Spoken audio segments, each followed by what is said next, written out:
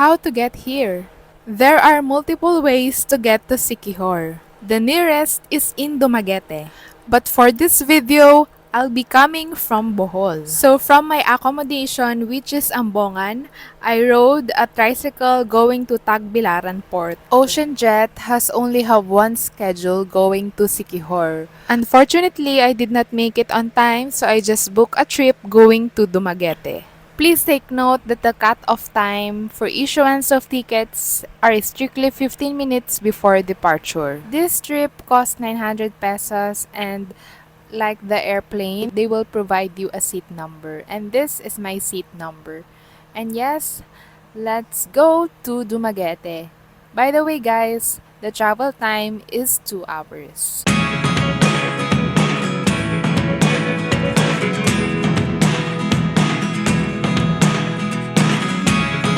Never really know what's going on. Look at me sometimes like all. Welcome to the Port of Dumaguete. Just like other ports, sa labas din yung bilihan ng ticket. And yes, tirik na tirik nga ang araw and madami ding nakapila. And yung fare na binayaran ko dyan is 455 pesos, and that is a regular fare. Perfect nga itong fast craft na ferry para sa mga taong hindi makapaghintay katulad ko. Dahil may trip sila every after 30 minutes. Bago ka nga pala sumakay is kailangan mo muna mag-register.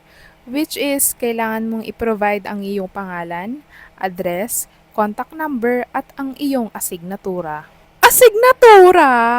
Ang Fast Track Ferry ay may 4 na palapag. Ang unang palapag ay para sa mga bagahe at ang pangalawang palapag ay para naman sa mga empleyado o driver. Ang inyong nakikita ay ang pangatlong palapag. May napanood nga ako sa TikTok na matindi ang alon papuntang Siquijor galing Dumaguete. Pero ang napanood kong yon ay gabi na. So, hindi pa naman gabi ngayon kaya hindi maalon. So, I chose to sit on the 4th floor, which is konti kasi ang tao and mas open air. Come with me as I travel to Siquijor Island.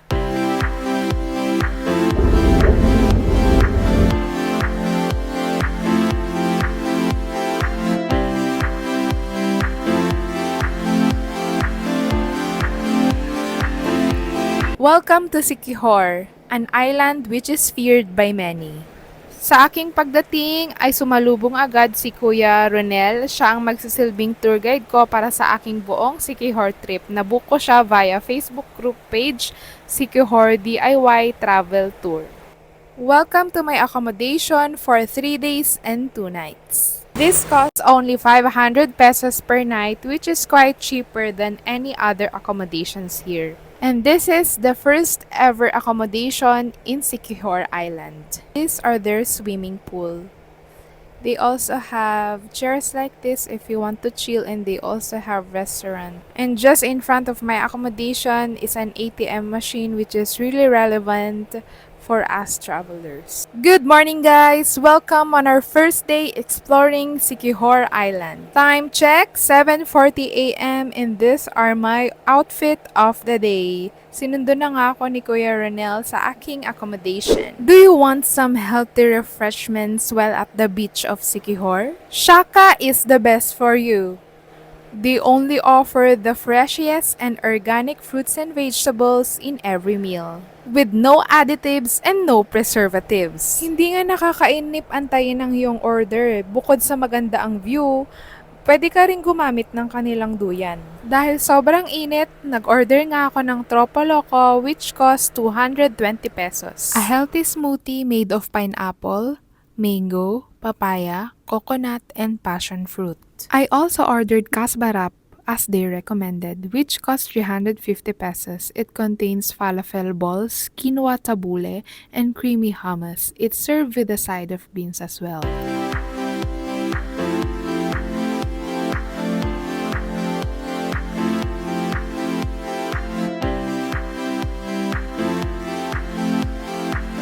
Welcome to Paliton Beach.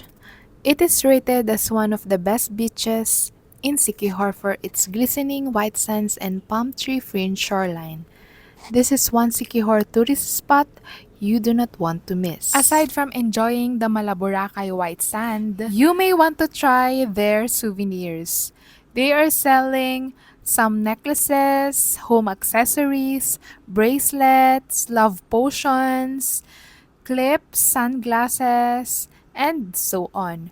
And nearby is the sari-sari stores where you can also try the sea urchins that I did not try during those times. They also offering cocktails, chicheria. They also offer food, some buko juices. Just order to them and they will serve you wherever you want. Dito nga rin magpuan ang famous human drone. So, let's try it.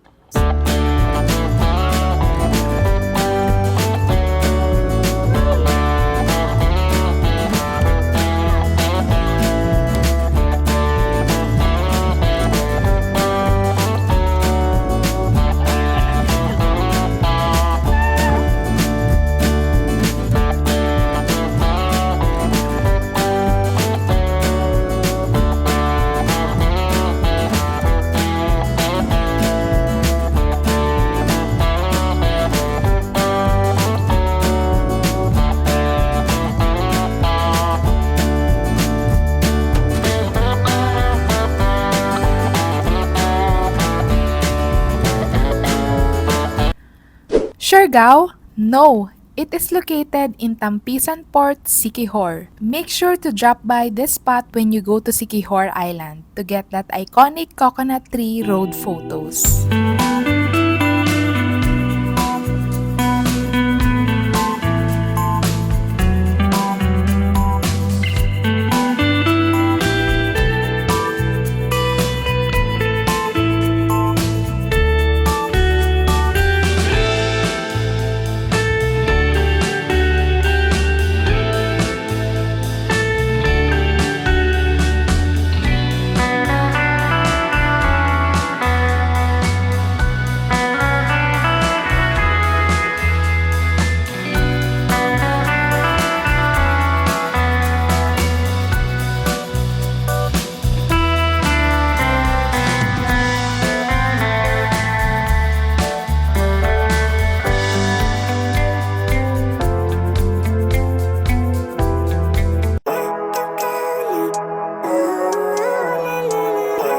Welcome to Bucafe, short for Bukid Cafe. Bawal nga pala ipasok ang iyong tsinelas o sapatos dito. The staff are very accommodating. As you can see, as I arrived, they immediately greeted us a good morning. And yes, these are the menu and these are the breathtaking view. Imagine having your breakfast, lunch, or dinner in this mountain view. Yung kutsara nila. Come as I enjoy my lunch with this amazing breathtaking view.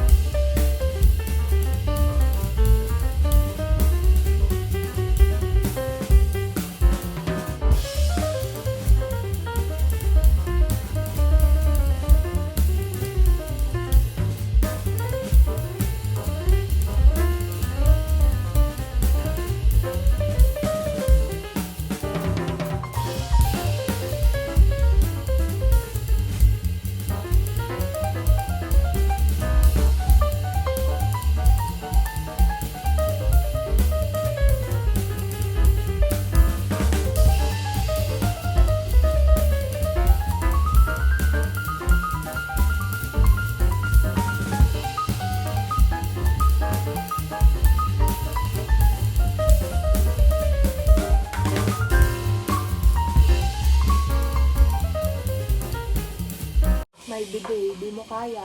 Plus, di mo kaya. Ito lang yan. Siyempre, di ko na i-video to.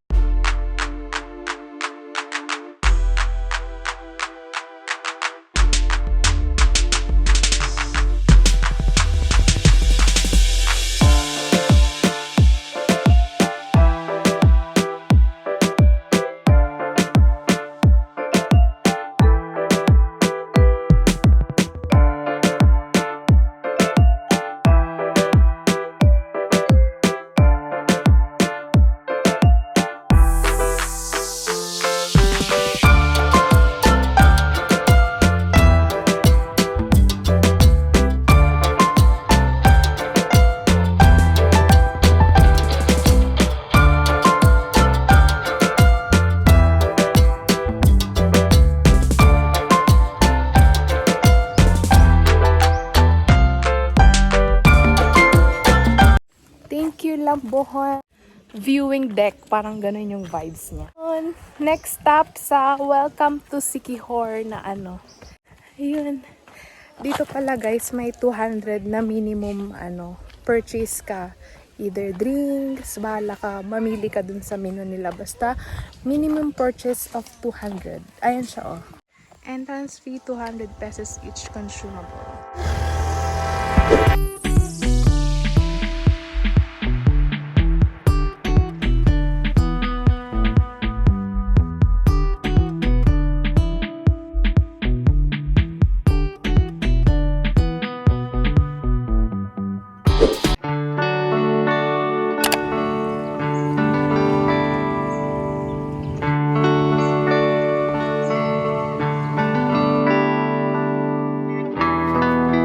Lazi, formerly Tigbawan, became an independent parish on August 8, 1857. The present stone church was built in 1884 by the Filipino artisans, followed by the bell tower in the following year. The construction of the church was made with coral stones and hardwood, commenced in 1887 and completed in 1891. In front of Lazi Church is the Lazi Convent. Lazi Convent is the home of the Siquijor heritage. It was built in 1884 and said to be the Asia's oldest convent. The convent was built under the supervision of an Augustinian Recollect ministry named Father Toribio Sanchez back in 1884. The ground floor of the convent is made of coral stones, while the second floor is made of hardwood with a timber and iron framework. Measuring to 48 meters by 38 meters, the Lazi Convent is said to be the biggest and the oldest convent in Asia. The construction was completed in 1891. The ground floor of the Lazi Convent is made of stone corals due to the popular Bahay na Bato or House of Stone structures in the Spanish colonial era. Unlike native nipa huts, Spaniards introduced the typical noble houses with open ventilation and elevated sections. Parts of the convention were destroyed and removed, however, the main structure remains the same. The Lazi Convent is also the home of the Siquijor Heritage Museum, where religious artifacts and historical items are kept. Artifacts includes old friar's diary, carved wood of saints, bells, robes, mass instruments, and other 19th century items. Up to this day, the convent stands next to the San Isidro Labrador Church to actively celebrate masses. After a mass, some priests would tour some visitors around the convent. The fun way to experience flying in a broomstick in Siquijor Island is at Hapitanan. We're Hapitanan. Hapitanan is located along the circumferential road in Lazi Town. Since Siquijor is famous for its folk stories about dark magic and witchcraft, your trip wouldn't be complete without having a photo opportunity while flying on a broomstick. Hello, Happy Potter fans! They sell snacks and staff would gladly volunteer to take picture for you. They will really make you feel like you're on a photo shoot and voila! You're a proud witch riding on a broomstick ready to conquer the mystic island of Siquijor. They also have a small garden with an overlooking view on the background. They don't require entrance fee, but a little donation would help. Balete trees are known to be the house for mysterious and mythical creatures at night. Some folk stories say that these creatures do the rituals in front of the trees as sign of worship or thanksgiving for home and protection.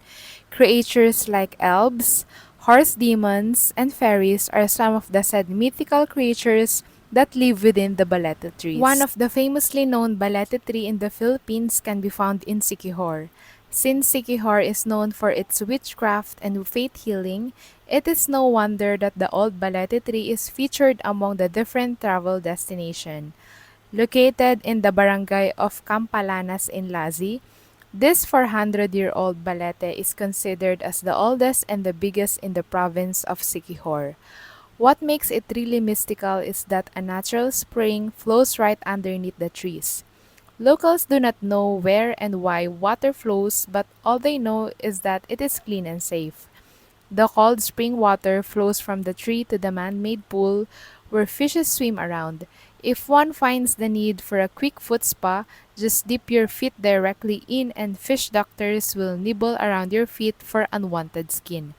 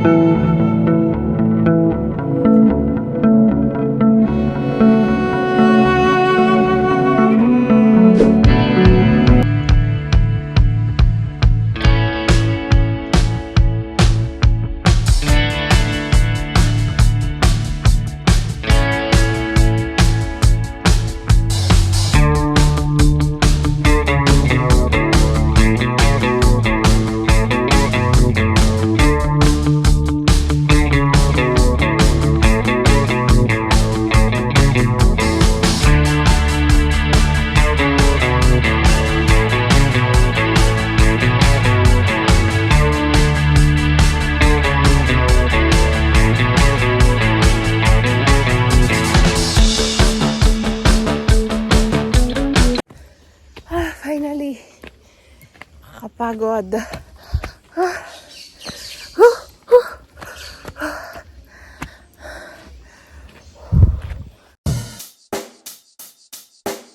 Check the mic and make sure it sound right, boys.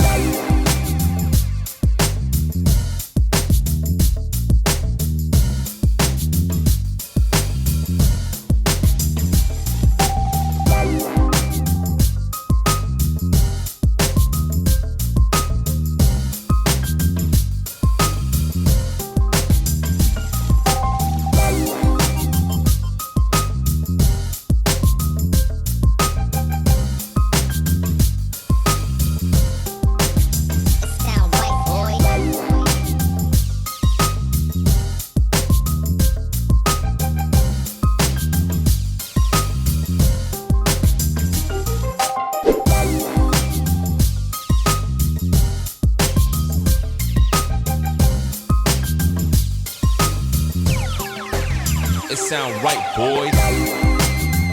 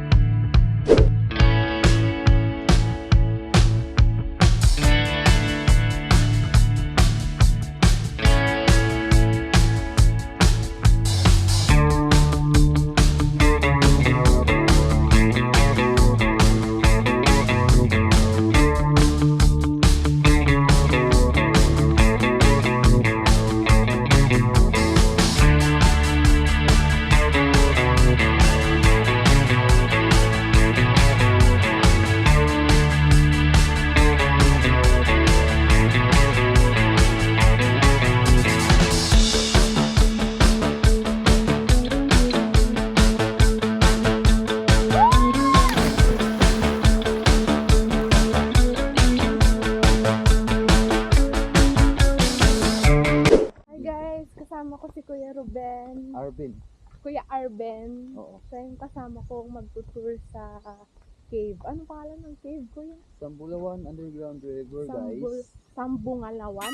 Sambulawan. Sambulawan Cave. Oo, Ayan. kasi tinawag yung Sambulawan, guys, kasi may parang ginto talaga doon. Pag Mm-mm. may ilawan ng flashlight, tapos Ah. yung bisaya ng ginto, Bulawan. Mm. Kaya tinawag siyang Sambulawan. Tapos dati, ma'am, meron din malaking puno dyan na pag may bulak po, yung kulay ng bulak, parang ginto talaga rin. Kaya Ah. tinawag siya na ano, Sambulawan. Sambulawan Cave. Kaso lang, nung bagyong Odette na tumba, Mm-mm. so mayroon na timing naman na mayroong pumalit na parang ginto talaga pag may ilawan ng Oo. loob. Mhm. Pero yung hagdan, ma'am, 120 steps to pababa, tapos dito rin tayo pabalik. Kaya yan. Tapos yung tubig dun, ma'am, spring po yung tubig, malinaw talaga. Mhm. Kasi yung tubig doon dati, yan yung source ng mga lokal na taga rito. Oh. Diyan sila bumaba, tapos magigib ng tubig. Guys, ang entrance dito is 250 pesos kasama na yung life jacket saka yung lights. Tapos donation sa ayan, kahit sa hindi lang sa tour tour guide, guide. guys. Sus! Tapos yung hagdan lang na pababa lang dito, guys, hagdan muna. Kasi nag-order pa kami ng escalator. Joker si Kuya Arvin. Hello, good afternoon. Good afternoon. How is it? How was it? Very good. Yeah. Very good. Ah, madilim nga. Mabilis. Ito, ma'am, dandahan lang tayo dito kasi ito yung matarik na hagdan. Tapos lahat po basa. Guys, matarik yung hagdan namin ngayon kasi nag-order ko ng escalator sa Shopee, hindi pa dumating. Kasi nung nag-order kami ng gift line sa Lazada, hindi rin dumating. Hindi rin dumating. Oo, may lagnat yung delivery kaya. Baka scammer yung na ano mo, orderan mo. Ito yung una makikita natin, ma'am, na parang dito talaga yung pag nailawan mo yung bato. Yan o. Ah, oo nga. Yan, oo. Baka sa mga ilang taon, baka magiging dito talaga yan. Paunahan na lang. Magiging una mo yung parang dito na may kinang-kinang pag may ilaw, na may water. Pero ito, wala pang water to, so parang kulay yellow lang siya na dumidikit dito. Pero tapos yung mga stalactite, ma'am, ito po yung mga stalactite. Yung stalactite sa taas, tapos yung stalactite pababa yan. Tapos yung stalagmite, galing sa baba, paakyat paakyat din. So, skip namin ma'am, parang pahiga. Kasi yung welder namin, nag-UDT pa lang. Ito? Yung stalagmite galing sa baba. Kasi yung tubig ng galing sa stalactite, yun yung magpo-form ng stalagmite. Mga ilang taon, or 100,000 of years. So, magdidikit na sila. Pero, yung tawag doon, hindi ko na alam kasi absent ako sa national science namin. Tawag ma'am, kung na kadikit na sila ma'am, kulong yung tawag. Colon? Kulong. Column. Oo, yung dikit na sila, nag-limit na. Yung entrance ng river ma'am, ito. So, lalamay tayo patungo doon, mga 150 meters ang layo, tapos dito rin tayo pabalik. Okay. Tapos yung lalim, mga 5 to 6 meters, yung after sa gitna, may 20 meters po. Okay. Ganyan yung tuhod mo ma'am, tapos floating ka na, swimming.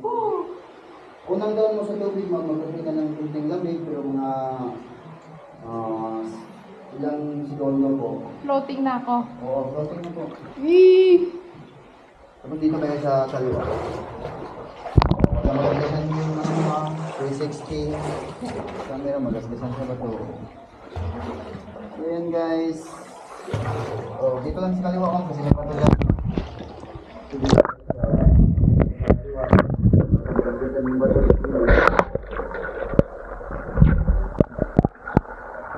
So yung gagawin lang dito, yung langoy na parang aso lang kasi walang pwede ka namang humawak sa bato, pero lalahan lang, may kunting matutuloy na bato. So, spring yung tubig dito ma'am. Umulan, yung tubig, same level lang, hindi yung maangat.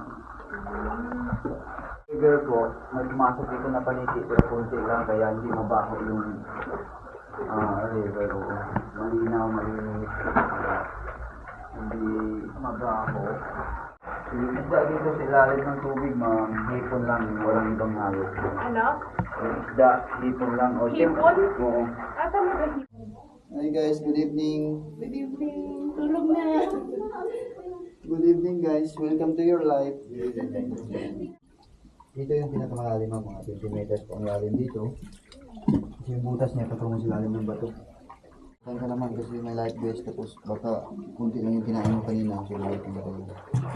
So pag marami yung kainin mo at saka kahit mayroong life vest, lulundag ka talaga. Pag magka-extra rice ka. Yung pressure ng tabang na tubig mo, sila yung maalat, iba. Mas lulubog ka talaga sa tabang na tubig. Dito, tabang ba to? Oo. Maalat, lulutang ka. Oo. Pero yung ulo mo, yung 360 camera mo, careful din. Kasi meron ng bawal magasgasan. Kahit na yung tuhod magasgasan, huwag lang yung 360 guys. True. Kasi yung tuhod guys, Gagaling pa yan. gagaling daw, pero yung gasgas ng 360, Wala na. wala na. Kailangan palitan daw. Kaya pala yung iba ma'am, palitan nila ng lagyan nila ng parang casing ng Oo. yung parang may malaking circle. Oo. Meron din ako nun pero pag na. Pang ano lang yun pag ilulublob mo. Oo, ilulog sa ilalim. Parang maalo na yung tubig dito guys. Kasi Parang sirena po yung kasama ko guys. serena o dugong. Saka doon sa dulo, may bato na nagpupumay muda sa dulo. Tapos may stalactite na parang face. Kaya dito mga pag walang underwater guys, ganyan o, sobrang dilim. Pero pag may underwater guys, parang swimming pool lang, hindi ka natatakot. True.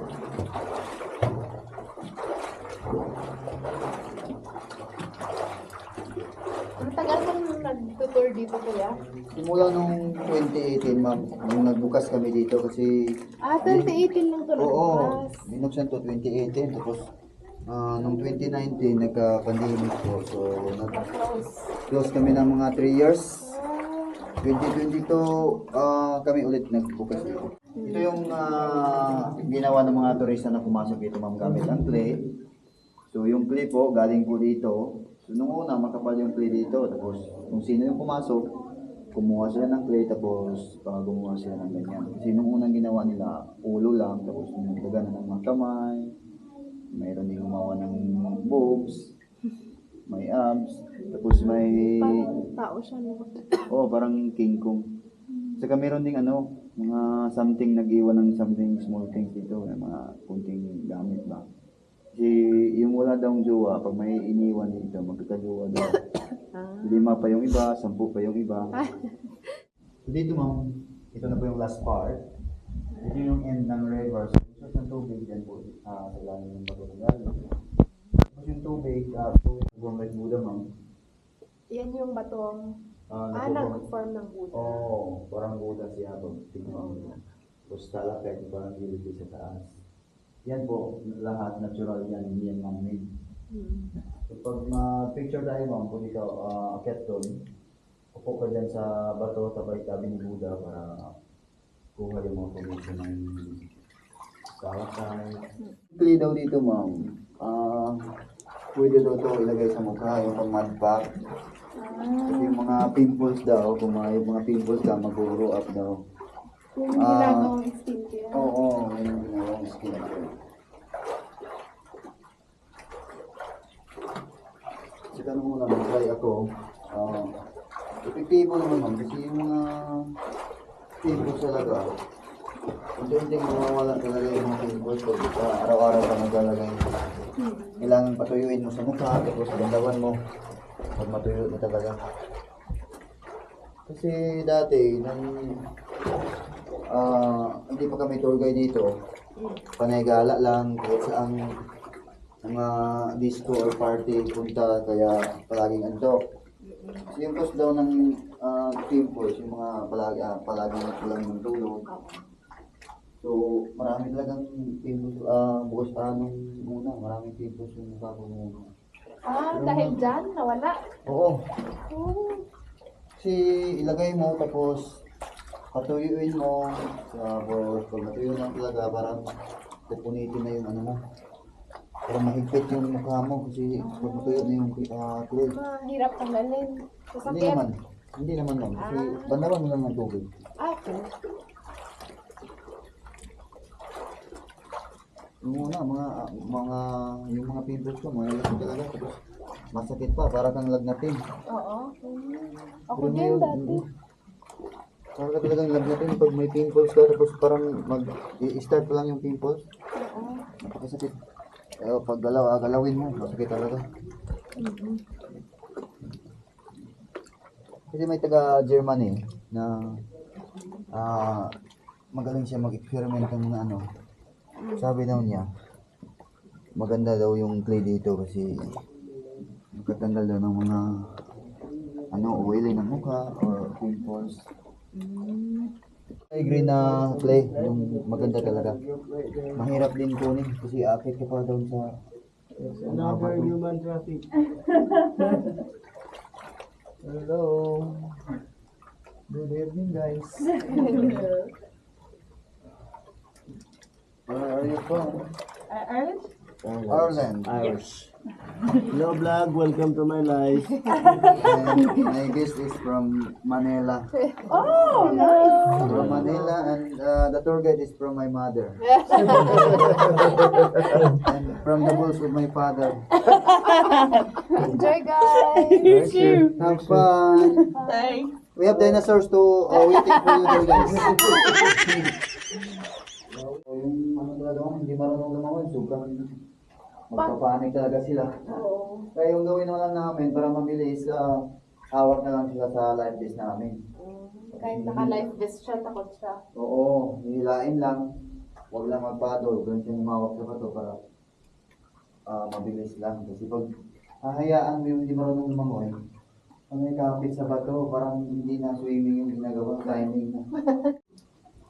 Araw-araw may tourist dito, turista. Oo, araw-araw talaga mo. Ano, bukas kayo ng araw-araw din? Oo. Simula 8 o'clock, tapos hanggang 5 ng hapon. 8 to 5. Araw-araw kami dito. Yung mga kanila, ma'am, dyan lang nakatira. So, Pero konti lang, hindi sobrang marami talaga. Okay. Kaya hindi mabaho yung kuweba namin. Hindi tayo? Dito yung labas, hanggang dito lang tayo. Yung ma'am, yung clay na pwede sa mukha, hindi ko namin nilagay pero ubos na rin, yan. Ito. Yan na clay, Nung una, marami dyan, pero yung mga guest din na papasok dito, pag maglagay kami, mangingi yan, mangingi din sila. Yan, yung mga kulay gray talaga na clay. Yan yung, pang mud pack.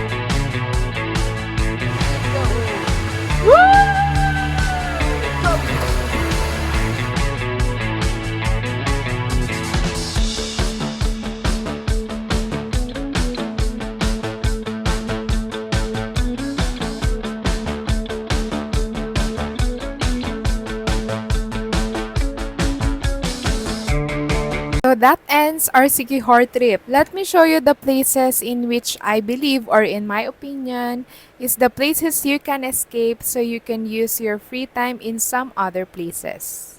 And this includes Balay Pahauli, Cantabon Cave, and Panbisaya. And my favorites are Cambugahay Falls, Paliton Beach, Bucafe, La Canopy, Coconut Tree in Tampisan Port, Pitogo Cliff, Salagdoong Beach, and Sambulawan Cave. Thank you for watching and see you guys on our next adventure!